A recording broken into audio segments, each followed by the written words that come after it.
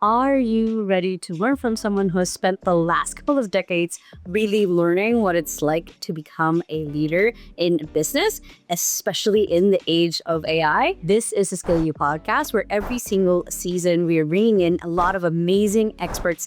And for season 6, we are on essentially people who have built AI-centered businesses or agencies and how they've been able to do it and how they've been able to grow it. So if you're ready to ditch the grind, come on over and let's scale you. I am your host, Lacaba. I'm the co-founder of 2XU and the creator of BOS AI. One is a virtual assistant agency and one is a system's first AI agency. And our guest today is a fractional CEO at AI UK, where he supports organizations in understanding and adopting artificial intelligence, digital innovation, and emerging technologies in practical and commercially relevant ways. Alongside this, he is an executive coach and business consultant at Synergistic Coaching. Through the core CAW and Humane frameworks, he helps business leaders strengthen the distinctly human qualities that set them apart in the technological age, including identity, judgment, courage, trust, influence, and authentic leadership. Hey guys, so please help me welcome our guest today, Justin. Hey Justin. Hi, thanks so much for the invitation. Really looking forward to our conversation today. Me too, very much looking forward. Your niche is something that I haven't dived into a lot, so I have a ton of questions, but I want to start with, tell us who you were before all of this, before like the AI jump. Like, who were you before the curiosity of AI started coming about? Well, interesting enough, it sounds strange, but I'm sort of still the same kind of person. The same passion that drove me before AI is the same passion that drove me earlier. But I think in essence, I actually started my professional career in the church. That's where I actually really began my professional work, if you want to call it that. I was 25 years a minister and was involved in heading churches up, founding churches, and eventually ended up working amongst, I'm originally from South Africa, working amongst our informal settlements, which are called townships, which is great for the heart. I mean, really quite a challenging place to work in excessive poverty, lots of social challenges across the board. So a great place to work, really pour your heart and your life into, but not very good on the wallet, unfortunately. And, I had a friend who sort of said, listen, Justin, you developed a bit of a reputation as someone who's able to take individuals and organizations or churches from one level of growth to another. Why don't you sort of get involved in consultancy work and look at change management? So I said, sure, I'll give it a go. I don't really know much about it. I had one or two business connections. I reached out to them and sort of said, how can I assist you to move both yourself and your organization forward? To my amazement, I think more than anyone, it absolutely exploded. I think now, sort of 10, 20 years later, looking back, I can see, when you offer a good product at a good price and you really bring change, you treat people well, then business is going to work, So that for me was my introduction into the business environment, if you want to call it that. But I think that which continued to drive me was my passion to help individuals and organizations leverage their potential. Then doors really began to open up across the board. I was given the opportunity to get involved in B2B and B2C sales as a director across various organizations. I started up a number of charities. I started up a charity for abused women and children.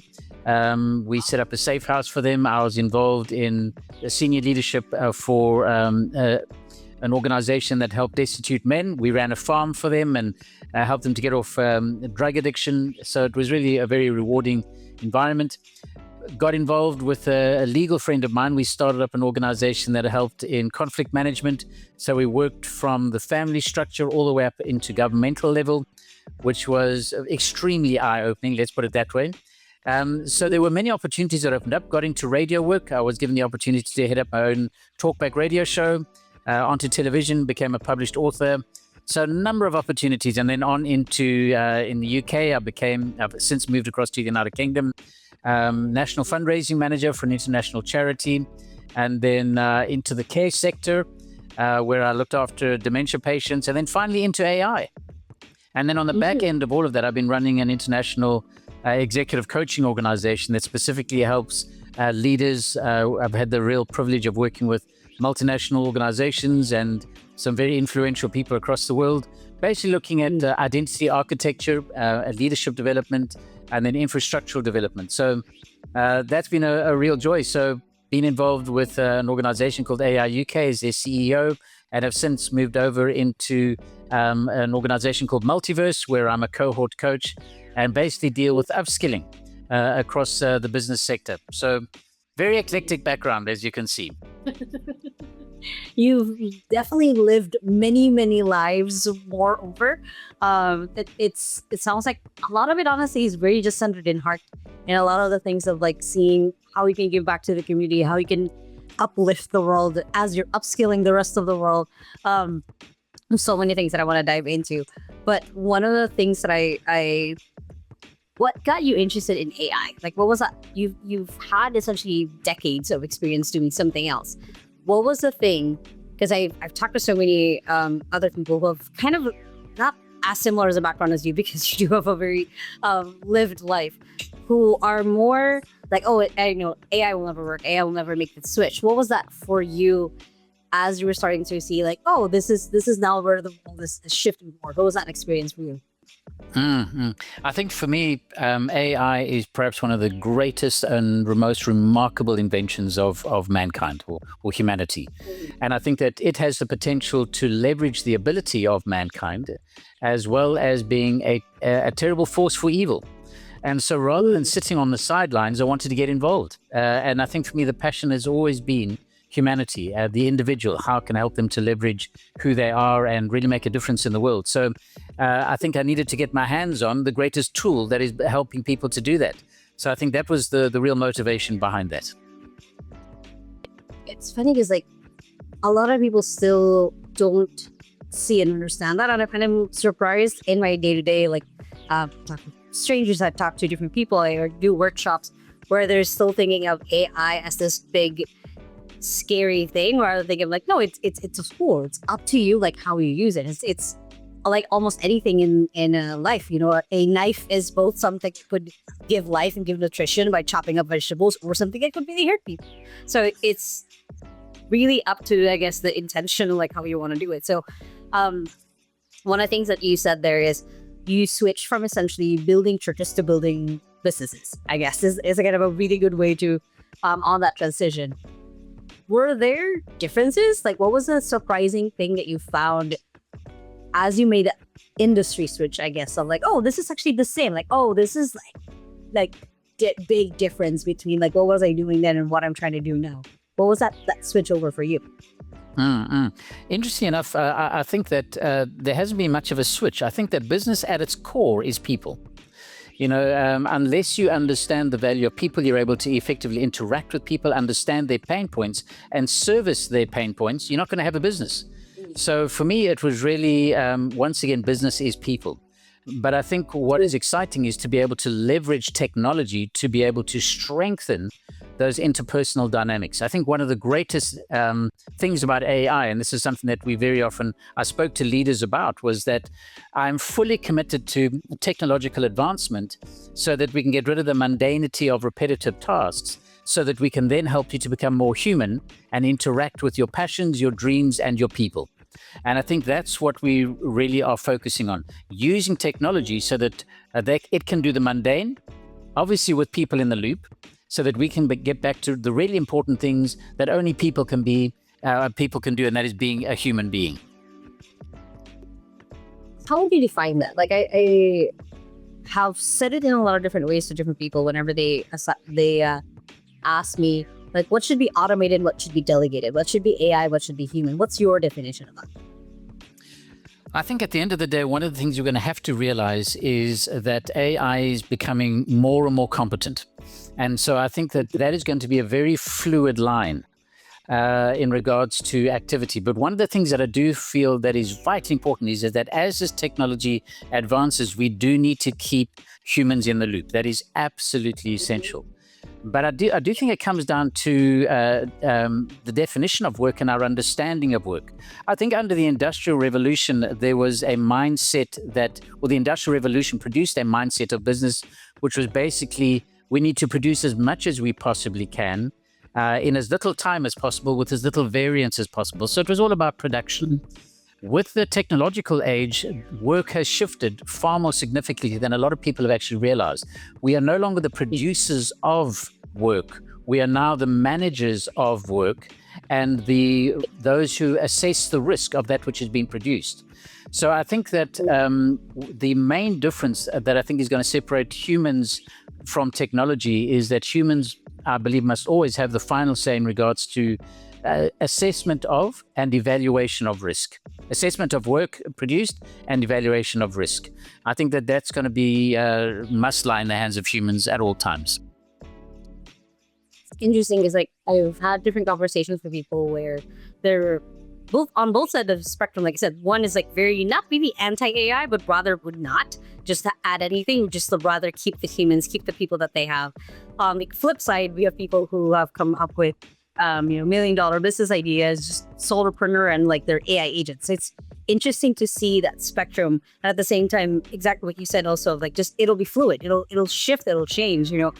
We've seen so many of that shift and change in the last like 100 years even, of like having to do the work to now managing the work to now managing the people doing the work to now managing the AI to manage the people to just work, I guess.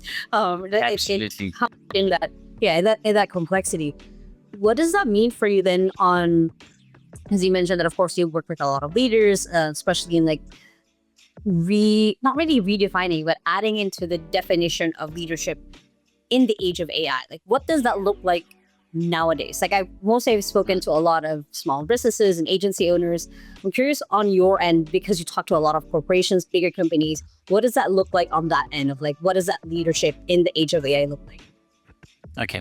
I think when we talk about leadership within this question, there are two aspects we can look at. We can look at the functionality of leadership. In other words, what does a leader do in the business? Excuse me. And then the second area is leadership as a concept. And I think that for me, the passion is understanding leadership as a concept. And what I mean by that is that leadership generally across the world is in crisis, and that crisis is growing with AI. And what I mean by that is that most organizations and most individuals don't trust leadership, whether they be an organizational situation or an individual. People don't trust leadership. And there are lots of reasons for that. One of them being that leadership, 150 years ago, if not, in fact, less, 60 years ago, was primarily morally based. They were the moral leaders of any organization that they were leading.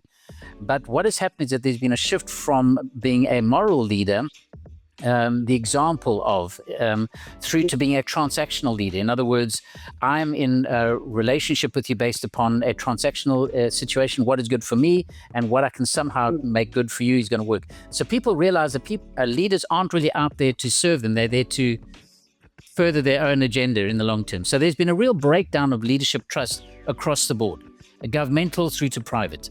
And I think what we need to really understand is that as AI grows in its competency, that is really complicating the situation, because people are not only sort of saying, I don't trust leadership, but now they're sort of saying, I don't even know what's real anymore.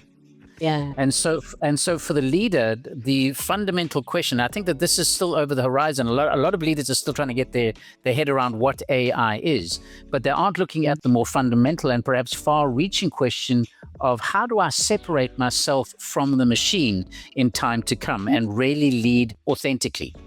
And I think that that is a massive ontological question that a lot of people haven't even thought about. And that is going to be the major challenge in the next 3 to 5 years. How do I separate myself from the machine? That's an area that I love talking about, love discussing. We can maybe talk about it a little bit more. But the fundamental question is that people need to ask themselves one question. Who am I? Because the one thing that separates us from the machine is not ability, because the machine is already beating us. It is identity. And in order to really clarify identity, we need to look at worldview. So I think leadership really needs to take stock of where the world is going and begin to go back to grassroots and look at identity, and from identity move on into practical functionality of leadership across the board. Very powerfully said, and like I can see very vividly also because like for the people that I've talked to, especially for the new leaders, like I was still say that I'm still a neo leader, even though I've run my company for years, but I'm still like 30 years old and still like learning all of this, like how to take care of people, how to lead and not manage. I've met so many people in the last even just 6 months who've gotten really burnt out when it comes to working with people, who've gotten really tired and are on the other side of that spectrum of like, oh, I'll just start a business all by myself. I'll never need a human again. I won't be subjected to all of this rejection or pain or betrayal basically from people. I've heard both sides of Jada's story. So you kind of asking for that pause of like, take stock of like what's out there, like how everything is shifting and what that means for you in your business. For new business owners, what would be that piece of, not any advice, but just like word of wisdom as someone who has worked in this for decades, who's worked with other people as well, who've also done this for decades? What would be your piece of advice if I said, hey, just I have this friend who's on that spectrum, who like doesn't want to work with people anymore, doesn't want to do that, just wants to focus everything inside of AI and grow there. What would be the thought that you would have for that person? Well, I think that there are several strands that I think are vitally important that we bring together. The first is that if you want to be a leader, then you need to learn to suck it up. Bottom line, it's not easy.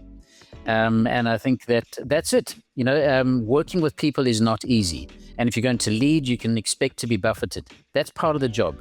It's not really, I think life is 2/3 of what happens to you, but more importantly, the remaining third is how you respond to what life throws at you. So as a leader, we need to learn to develop the skills of managing what life throws at us in a way that is for our good and for the good of those around us. I think that's the first thing. I think the second thing that is vitally important is to remember that business is people. That's it. Good people skills and a good product at a good price is going to produce a good business. So I think that is vitally important. So it's really understanding, once again, who you are. We have an innate ability as human beings to understand if someone's being genuine or not. And people don't really buy products. To a large degree, they buy people. That may sound a bit naive. I do realize that may sound naive. But at the end of the day, we need to develop that trust, that rapport with people. And the best way to do that is to be genuinely you. Don't try and be an Elon Musk, because there's only one in the world. Don't try and be anybody else except you. And in order to do that, you need to understand who you are, what drives you, what motivates you, what is important to you, and how you're going to translate that into an effective business model. So I think bring it together. Understand who you are, why you're doing it, how you're going to do it to add value to everyone else, and learn to suck it up. This is why, like I said at the beginning of the podcast, like I'm super curious about a lot of the things that you've done, just reading your CV basically, of like, oh, this is going to be an interesting one, because like, of course, for the other interviews that I've done on this season of the podcast, we've talked about like agents, we've talked about tools. I'm like, oh, I get to dive into the human side of it with someone, and I don't get to do that a lot. So thank you for being very open with your thoughts. So I guess that's a good start to switch gears, is like, as you started diving into AI, what were the things that you found were more difficult, basically, for even for yourself to learn, like, oh, this is not how that works. Like, oh, this is actually how that works. And I don't know, I understand that even in the last just 3-4 years of ChatGPT even being out in the first place, it's improved so much. So like the problems that we had like 3-4 years ago isn't as much of an issue now.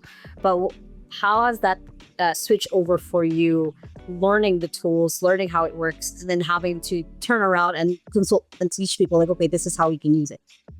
I think for me, the most difficult lesson to learn, and I'm still learning it, and I probably will for the rest of my life, is to be comfortable of being in a state of flux. I think that is vitally important. I think, because technology is changing so quickly, we need to get used to uncertainty. We need to get used to a lack of knowledge. And rather than sort of saying, well, I've got that under my belt, I can now move on, we need to get to a place where we learn how to interact with knowledge that is forever changing, and being uncomfortable with not knowing. And I think that is vitally important. We can never get to a place where we say, I now understand how AI works. Well, obviously, our knowledge of how to interact with tools obviously grows significantly. That's absolutely right. But I think that and this is where people are going to battle. They need to be used to, or get used to, being in a state of flux and being comfortable in being in a state of unknowing. If you can do that, then you'll develop a condition of, forever learning. And I think that is vitally important in today's world. One of the things that stood out also when I was first talking to you before this is you had different frameworks as well when you talked about it with people. I believe the main three that you had was directly looking at my notes here, so I can remember them perfectly. You had core, you had CAW, and humane. Can you talk about what those are? Sure. So the background to that is that's part of my Synergistic Coaching. And what we basically look at from that perspective is we look at, as we mentioned earlier, how does the leader of today, the business leader of today, differentiate themselves from the machine as the ability of AI continues to grow. And it really focuses on becoming more human. But if we're going to become more human, we have to really understand our worldview.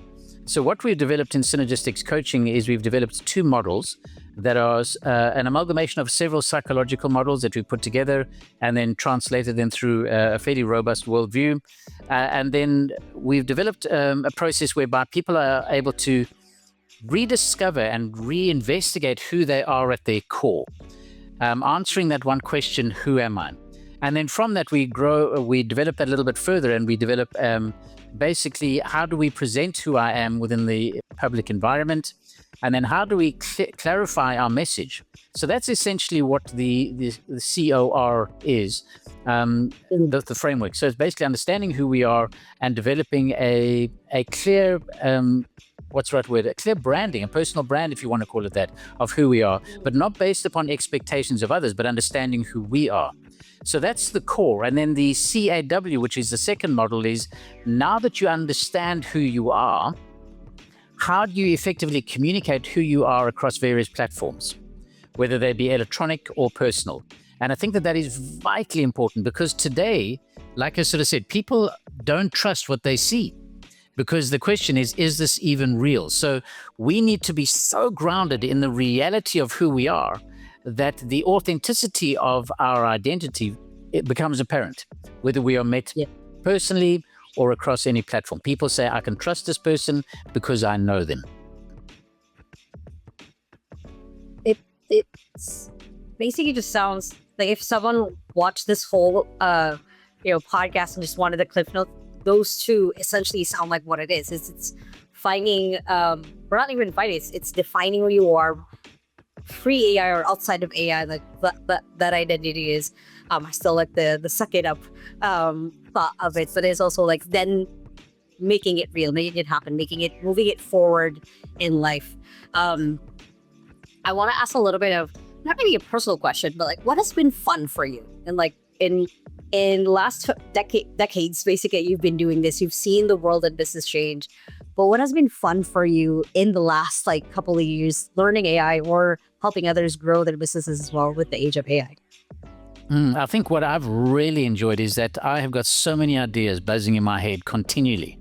10 books that I want to write and a movie I want to do, and just so many ideas that are going on the inside of me. I think what I'm really finding absolutely fantastic is that I can get those out there a lot quicker and at a very high quality. So it takes the dreamer on the inside of me and empowers me to be able to become the manager and the builder. That for me has been absolutely fabulous. And to understand that we live in a world that is perhaps richer than it's ever been before. We have literally the cumulative knowledge of humanity at our fingertips, in our phones, and readily available in an interactive way. That is wealth beyond our wildest imaginings. And to be in that situation and to be limited only by your imagination, wow. I mean, that is an amazing place to be. What a wonderful day to be alive. That really excites me.